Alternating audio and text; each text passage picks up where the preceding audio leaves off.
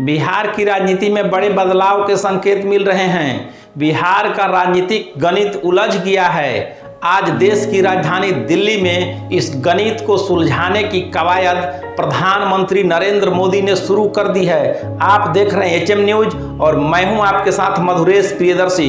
इस वक्त की सबसे बड़ी राजनीतिक खबर देश की राजधानी नई दिल्ली से है, जहां प्रधानमंत्री नरेंद्र भाई मोदी अपने सरकारी आवास पर बिहार के भारतीय जनता पार्टी से जुड़े सांसदों की एक बैठक कर रहे हैं। आज की इस बैठक में बिहार से लोकसभा और राज्यसभा के सभी सांसद शामिल हो रहे हैं। इस बैठक में आगे की रणनीति पर चर्चा की जाएगी, बिहार के विकास पर चर्चा की जाएगी, बिहार में जो वर्तमान नीतीश कुमार की सरकार चल रही है और गठबंधन को लेकर जो उथल पुथल की स्थिति मची हुई है उस पर चर्चा की जाएगी।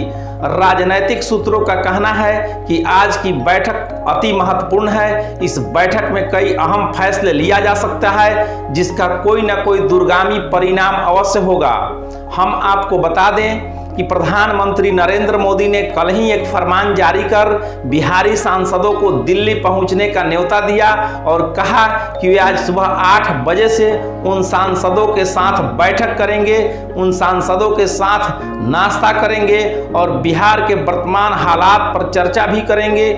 ऐसा समझा जा रहा है कि उत्तर प्रदेश विधानसभा चुनाव में जनता दल यूनाइटेड और वीआईपी पार्टी के द्वारा उम्मीदवार खड़ा करने को लेकर भी इस बैठक में चर्चा होगी कि उत्तर प्रदेश में जो बिहार की सहयोगी पार्टी एनडीए की वीआईपी और जनता दल यूनाइटेड उसने अपने अपने प्रत्याशी उतारे थे। उसके बाद बिहार की राजनीति में बवेला मचा हुआ है। हालांकि यूपी के चुनाव में मुकेश सहनी की वीआईपी पार्टी और मुख्यमंत्री नीतीश कुमार की जनता दल यूनाइटेड को कोई खास सफलता तो नहीं मिली, लेकिन एनडीए में विभाजन की रूपरेखा उसी दिन तय हो गई थी जब एनडीए के इन दोनों घटक दलों ने यूपी के चुनाव में एनडीए से अलग होकर यानी कि भारतीय जनता पार्टी के खिलाफ जाकर अपने अपने उम्मीदवार उतारे थे।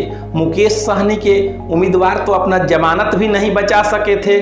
बिहार में अभी बिहार विधान परिषद का चुनाव होना है, इसमें सीटों के बंटवारे तो हो गए हैं, लेकिन मनमाफिक सीट नहीं मिलने से गठबंधन के घटक दलों में नाराजगी है, यानी कि एनडीए में भीतर ही भीतर कहीं ना कहीं नाराजगी की तस्वीर साफ दिखाई दे रही है। वहीं मुजफ्फरपुर जिले के बोचहां विधानसभा क्षेत्र के वीआईपी पार्टी के विधायक मुसाफिर पासवान के निधन से खाली हुई सीट पर विधानसभा का चुनाव होना है। इस चुनाव में मुकेश सहनी एनडीए की ओर से अपना उम्मीदवार उतारना चाहते थे, लेकिन एनडीए में उन्हें तवज्जो नहीं मिल रही है। ऐसे में मुकेश सहनी ने अलग ही चुनाव लड़ने का फैसला ले लिया है। उधर बिहार सरकार के पूर्व मंत्री रमई राम अब राजद को छोड़कर वीआईपी में शामिल हो गए हैं। वीआईपी ने उनकी बेटी को उम्मीदवार बनाया है बोचहां से। उधर भारतीय जनता पार्टी ने बोचहां की पूर्व विधायक बेबी कुमारी के नाम का पत्ता खोल दिया है। इसमें अब बोचहां की लड़ाई भी दिलचस्प हो गई है। समझा जा रहा है कि बोचहां उपचुनाव को लेकर भी आज प्रधानमंत्री नरेंद्र मोदी अपने भाजपा के स्थानीय बिहारी सांसदों के साथ बैठक करेंगे। हालांकि आज की बैठक बिहार में एनडीए की सरकार चलती है या गठबंधन में बदलाव होता है या फिर बिहार के कदम राष्ट्रपति शासन की ओर बढ़ेंगे, इसके भी कयास लगाए जा रहे हैं। लेकिन अभी बैठक शुरू हुई है, बैठक चल रही है, बैठक के कुछ परिणाम निकलकर सामने नहीं आए हैं। हम आपको बैठक के परिणामों से अवगत कराएंगे। बैठक की समाप्ति के बाद पुनः हम अपडेट लेकर आएंगे, लेकिन आज की बैठक बहुत ही महत्वपूर्ण है। इस बैठक में बिहार के भविष्य पर फैसला हो सकता है। बिहार में एनडीए गठबंधन की जो वर्तमान स्थिति है उस पर चर्चाएं हो सकती है। बिहार विधान परिषद के चुनाव को लेकर चर्चा हो सकती है। बोचहां उपचुनाव को लेकर चर्चा हो सकती है।